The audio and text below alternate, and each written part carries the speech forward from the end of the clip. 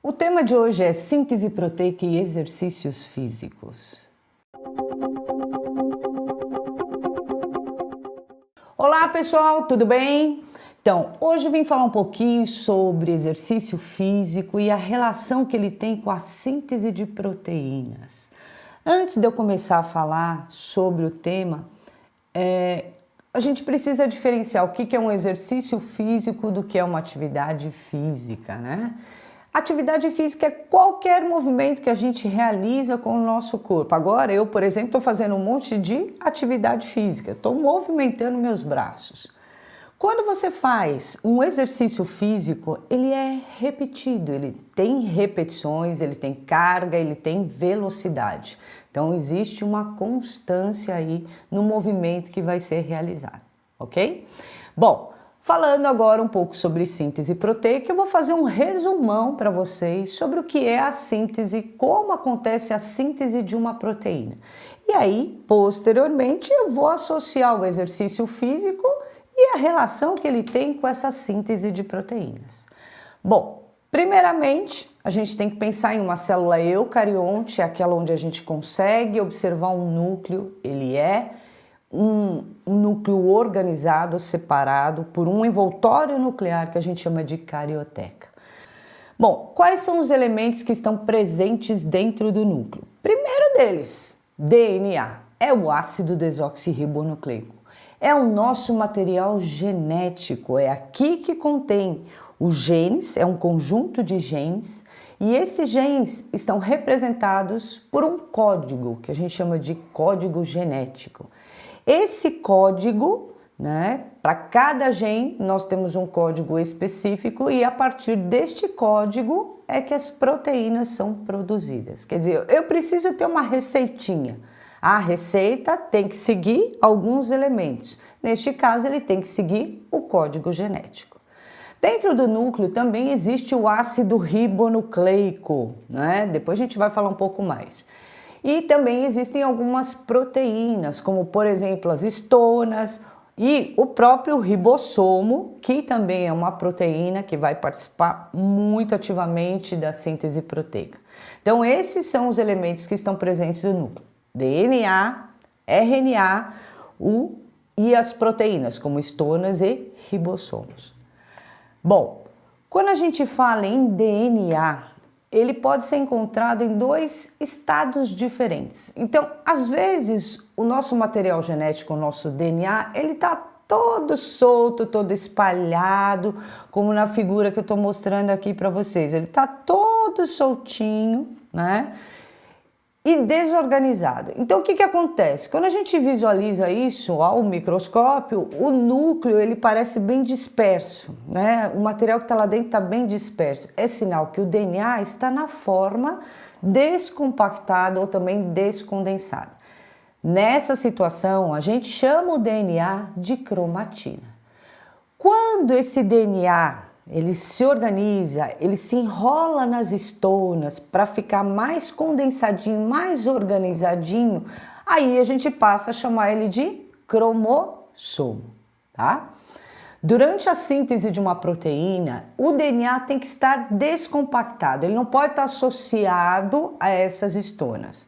Agora, quando que ele vai ficar totalmente compactado, totalmente organizado? Quando ele estiver na forma de cromossomo, e isso tende a ocorrer durante a divisão celular. Porque imagine o seguinte, uma célula, ela resolve se dividir, por algum estímulo ela vai se dividir. Quando ela vai se dividir, se o DNA estiver todo espalhado ali no núcleo, é difícil separar em proporções iguais. Então, nessa hora, o nosso DNA, ele tem que se organizar, ele tem que se compactar, ele tem que ficar na forma condensada. Porque aí, a separação do nosso material genético para as duas células filhas vai ocorrer de maneira igualitária, ok? Então, assim, cromatina, cromossomo, os dois são sinônimos de ácido desoxirribonucleico, ok? Na forma descompactada, a gente chama de cromatina. Na forma compactada, a gente chama de cromossomo. Então, aqui, de novo, forma de cromatina, ele está totalmente desorganizado. Quando ocorre a divisão celular, esse material genético, ele fica então associado às histonas para organizar o material e ele vai se enrolando em espiral até ficar nesse formato que é o mais conhecido, é um X mesmo, literalmente é um X, tá? E aí a gente chama de cromossomo. Tem a região dentro do núcleo que a gente chama de nucleolo, né? O nucleolo, ele é um agregado de proteínas e também tem RNA para fazer a montagem depois, quando tiver que ocorrer a síntese proteica, ok? Os cromossomos, como eu estava falando para vocês, eles estão na forma compactada, né, ou condensada. E aí a gente observa como essa imagem aqui parece um xizinho. Na espécie humana, a gente pode contar esses cromossomos. Aliás, a gente consegue até preparar lâminas para observar esses cromossomos ao microscópio, tá? Então, assim, na espécie humana, um ser humano normal, né, saudável, aparentemente, ele vai apresentar 46 cromossomos. Cada espécie, né, de ser vivo, ele tem um número determinado de cromossomos. E no caso da espécie humana, nós temos 46 cromossomos. Existem alterações no material genético que eventualmente ocorre perda de cromossomo, partes do cromossomo, às vezes tem um cromossomo a mais, então aí o que vai acontecer? Dada a importância do nosso material genético para a síntese das nossas proteínas, o que pode acontecer? O indivíduo vem a apresentar algum tipo de síndrome. O exemplo mais clássico que eu posso falar para vocês de síndrome é a síndrome de Down. Eu falei para vocês que na espécie humana, uma pessoa aparentemente normal, porque pode ter outro tipo de mutação que a gente não consegue observar, mas é assim, na espécie humana existem 46 cromossomos. O síndrome de Down tem um cromossomo a mais. Ao invés de 46, ele tem 47 cromossomos. Todo mundo já deve ter observado e consegue distinguir uma pessoa com síndrome de Down. Ele tem uma série de características fenotípicas, né, que todos os indivíduos vão apresentar. Por isso que a gente chama de síndrome, tá? Mas aí, para falar de doenças genéticas, isso é um outro assunto. Aqui eu quero chamar a atenção que o DNA na forma de cromossomo é o que a gente consegue visualizar aparecendo esse xizinho aí. E que nós temos 46 cromossomos. Bom, vamos olhar a intimidade desse DNA, ok? Então, olha, o nosso DNA, ele é formado de duas fitas, tá certo? Duas fitas de DNA, são duas cadeias de nucleotídeos em alfa-hélice. Jesus, o que é isso? Então, olha, aqui do lado direito tem uma imagem de um nucleotídeo. Nucleotídeo, ele é formado por um grupo fosfato, uma pentose, que é um açúcar, e no caso do DNA, esse tipo de açúcar a gente chama de desoxirribose, e nós temos uma base nitrogenada. Então, eles são representados aqui, ó, o grupo fosfato, a pentose, que é a tal da desoxirribose, é um tipo de açúcar, e a base nitrogenada. Então, o nucleotídeo é composto por esses três elementos aí. Esses nucleotídeos vão se unir, formando uma das cadeias. Então, eu tenho vários nucleotídeos, todos ligados, então o que vai acontecer? Eu vou formar uma das cadeias. Mas no DNA existem duas cadeias, então outra cadeia de nucleotídeos, mesma coisa, só que eles vão se enrolar em alfa-hélice, como a imagem aqui do meio, tá? Então, eles se enrolam em alfa-hélice. Detalhe, aonde a gente vê esses risquinhos aqui, na verdade é o pareamento das bases nitrogenadas de uma fita com a base nitrogenada da outra fita. Então fica essa imagem de uma escadinha, tá? Esse é o pareamento das bases nitrogenadas. Eu vou me ater a falar das bases nitrogenadas. Então, aqui, deixa eu mudar o slide, tem os nucleotídeos. Essas bases nitrogenadas, nós temos 4 bases nitrogenadas. Elas são separadas em 2 grupos. As bases que a gente chama de púricas e as bases que a gente chama de pirimídicas.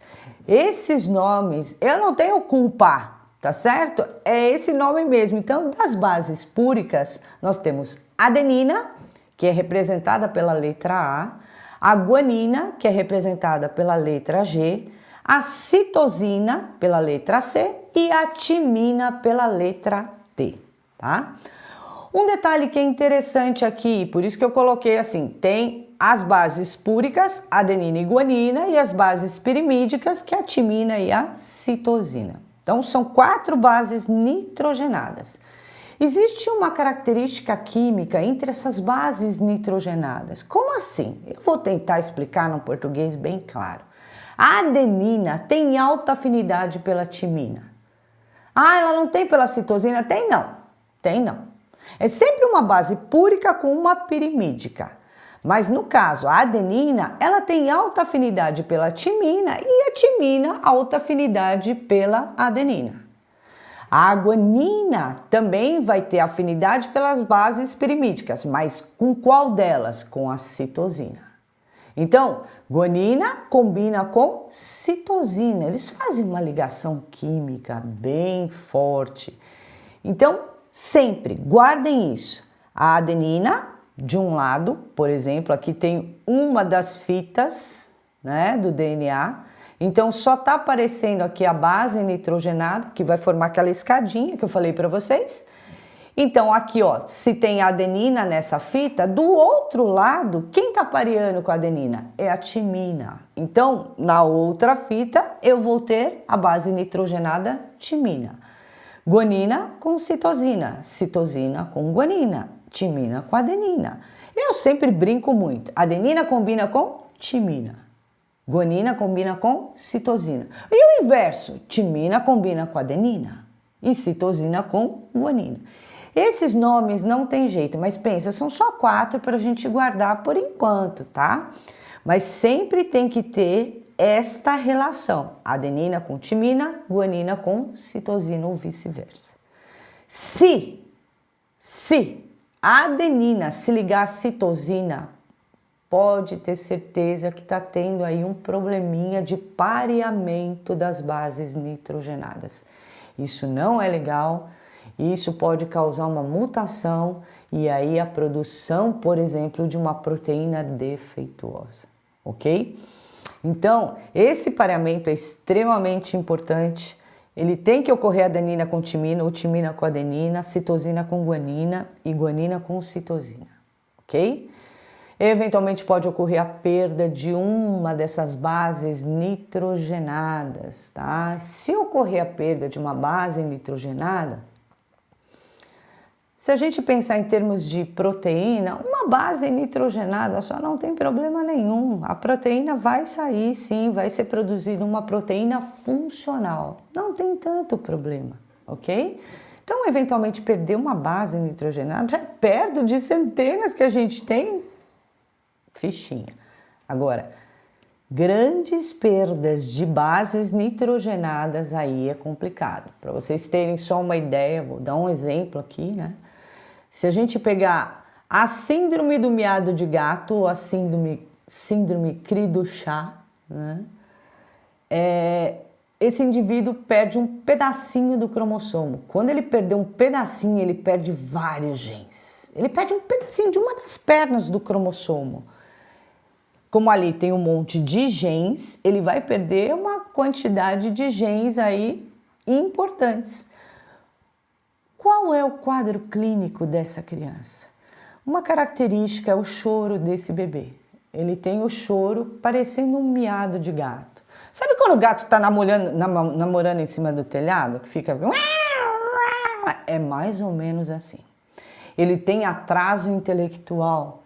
Ele tem atraso para aquisição de funções motoras. E tem outros probleminhas que acontecem. Por quê? Porque perdeu um pedacinho do cromossomo número 5. Ele perdeu genes, ele perdeu DNA, ok? Então isso é só para vocês terem uma ideia. Bom, aqui, quando a gente pega, por exemplo, o DNA. E aí eu estou representando esse DNA aqui, ó, dupla hélice, tá? Tem duas fitas. E aí eu criei aqui uma sequência, pelo amor de Deus, uma sequência hipotética, né? De bases nitrogenadas, ok? Então, se eu pegar uma série de bases nitrogenadas, ele tem um início e um fim, ele tem um sinalizador do início e do fim, isso vai determinar o que é um gene. Então, o gene, ele contém a sequência, e quando eu falo sequência, são essas bases nitrogenadas, né? Ele contém as sequências para que uma proteína seja sintetizada.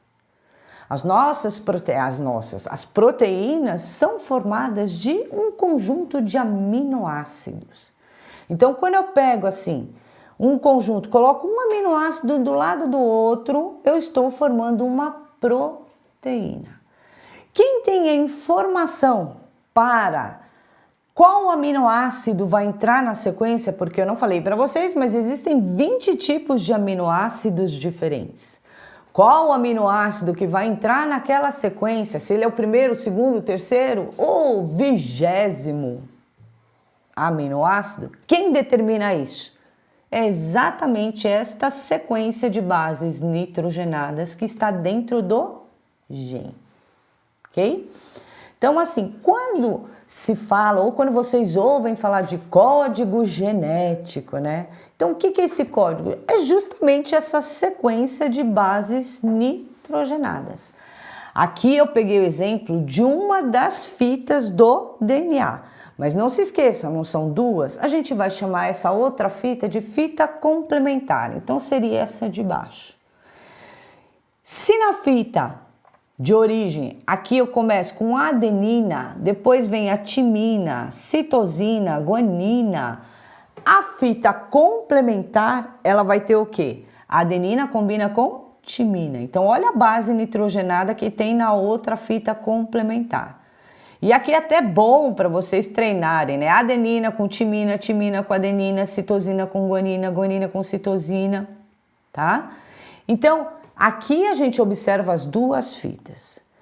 Para que ocorra a síntese de uma proteína, basta uma das fitas do DNA. Basta uma delas só, ok? Mas de qualquer maneira, esta sequência de bases nitrogenadas, ela determina um gene. E o gene, ele tem o código para a produção de uma proteína, ok? E essa proteína, então, é formada por uma sequência de aminoácidos. Vamos ver aqui. Vamos falar um pouquinho do ácido ribonucleico antes da gente entrar em síntese proteica, porque ele é extremamente importante. Se vocês entenderam o que é o DNA, RNA é fácil. Tem uma pequena diferença aí, tá? Quer dizer, duas pequenas diferenças, mas enfim. Ao invés de apresentar duas fitas, ele apresenta apenas uma fita de nucleotídeos. Então, ele é formado de uma única fita de nucleotídeos. Eita, o que era o nucleotídeo? Um grupo fosfato, uma pentose, que é um açúcar, só que neste caso, o açúcar, a pentose do RNA, a gente chama de ribose. É o tipo de açúcar do RNA, ribose. E tem também a base nitrogenada.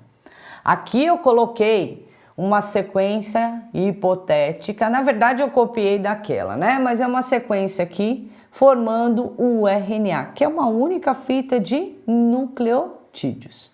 E se a gente observar aqui, ó, esse A é o mesmo da adenina ali, do DNA? É.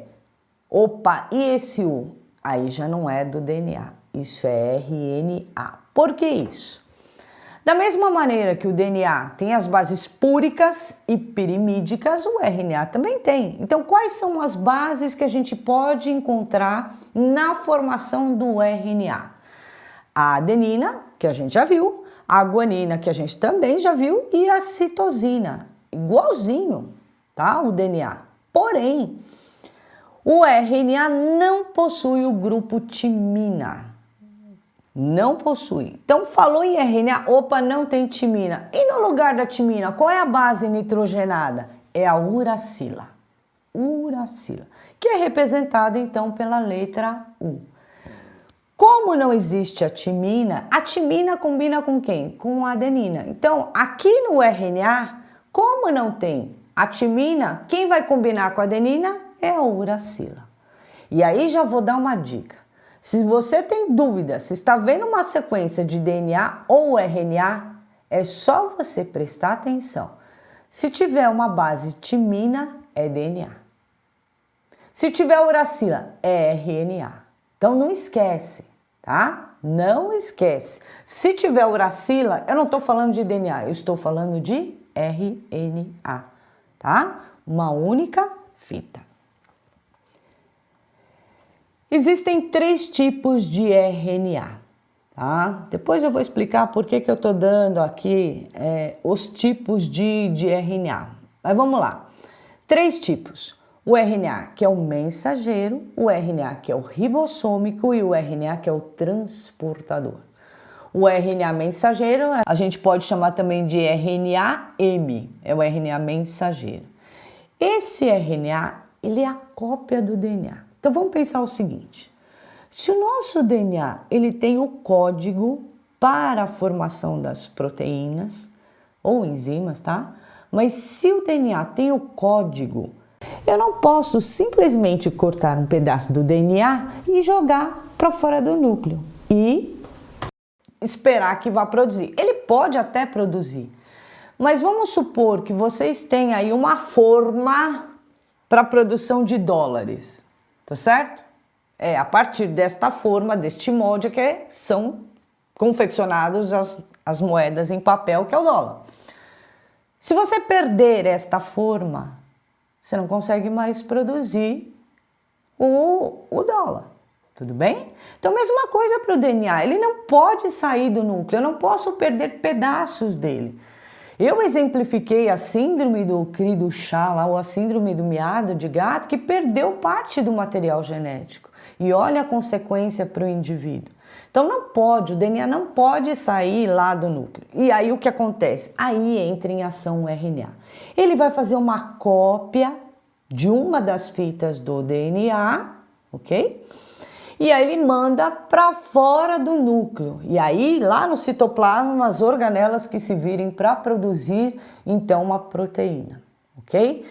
Esse RNA a gente chama de mensageiro. Ele está carregando uma mensagem. Que mensagem é essa? É a sequência do DNA. Ele copiou aquela sequência para que fosse produzida uma proteína. Nesse momento que foi feita a cópia do DNA, e aí a gente obtém o RNA mensageiro, tá? Esse processo, ou essa etapa da síntese de uma proteína, a gente chama de transcrição. Guarda bem esse nome, transcrição. É a hora que o RNA mensageiro está sendo formado. O que é o RNA mensageiro? É a cópia de uma das fitas do DNA. Esse RNA mensageiro, ele vai então sair do núcleo por poros que tem na membrana nuclear e vai lá para o citoplasma, onde a proteína então vai ser construída a partir do código, ok? A hora que o RNA mensageiro foi lá para o citoplasma, existem estruturas proteicas que a gente chama de ribossomos. Os ribossomos são 2 proteínas de pesos diferentes. Tem a proteína menor e a proteína maior. Mas ele é uma estrutura importantíssima para que ocorra a síntese da proteína. Então, quando o RNA mensageiro sai do núcleo, obrigatoriamente ele vai passar por esses ribossomos. Esses ribossomos aí é que vão promover a produção da proteína. Na hora que o RNA mensageiro estiver passando por esses ribossomos, o RNA muda de nome. Como assim? Não é mais mensageiro? Não, como ele está passando pelo ribossomo, ele passa a ser chamado de RNA ribossômico. Mudou de nome. Mas por quê? Porque o RNA mensageiro está passando pelo ribossomo.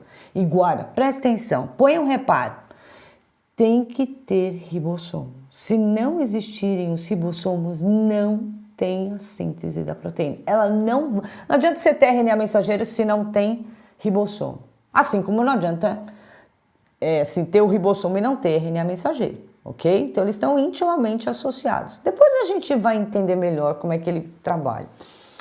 Finalmente existe um outro tipo de RNA. Esse já é formado no próprio citoplasma da célula, tá? A gente vai chamar ele de RNA transportador. Então, à medida que os aminoácidos entram dentro da célula, tá? Aminoácido, lembra, é uma pequena porção da proteína. Quando a gente degrada a proteína, a gente tem disponibilização de aminoácidos. Então, estes aminoácidos entram dentro das células. E à medida que os aminoácidos entrarem dentro das células, ali no citoplasma, o que vai acontecer? Um RNA transportador vai acoplar um aminoácido. O RNA transportador vai acoplar um aminoácido. O RNA transportador, ele é formado de apenas 3 bases nitrogenadas. Só 3 bases nitrogenadas, ou seja, significa que ele só tem 3 nucleotídeos. Aqui a gente sempre fala em base nitrogenada por causa da letrinha que forma o código, né? Mas o RNA transportador, então, ele é formado de 3 nucleotídeos e a gente vai observar as 3 bases nitrogenadas. E ele vai, então, se ligar a um aminoácido. Existem N combinações diferentes de RNAs transportadores. E cada RNA transportador carrega um aminoácido diferente.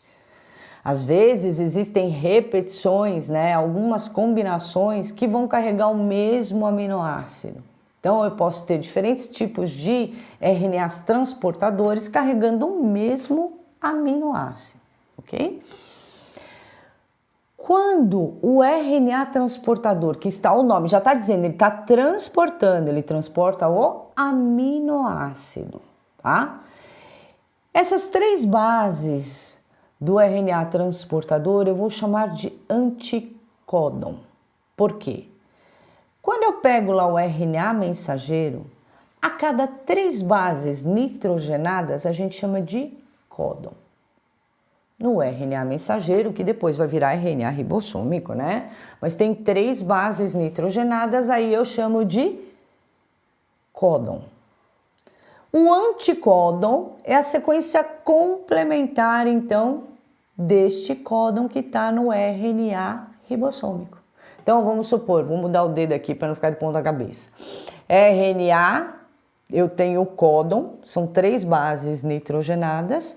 Esse é o RNA ribossômico. Aí vem o RNA transportador, transportando o quê? Um aminoácido. Ele tem o anticódon, ou a sequência complementar. Então, eles vão ter ligação química? Vão.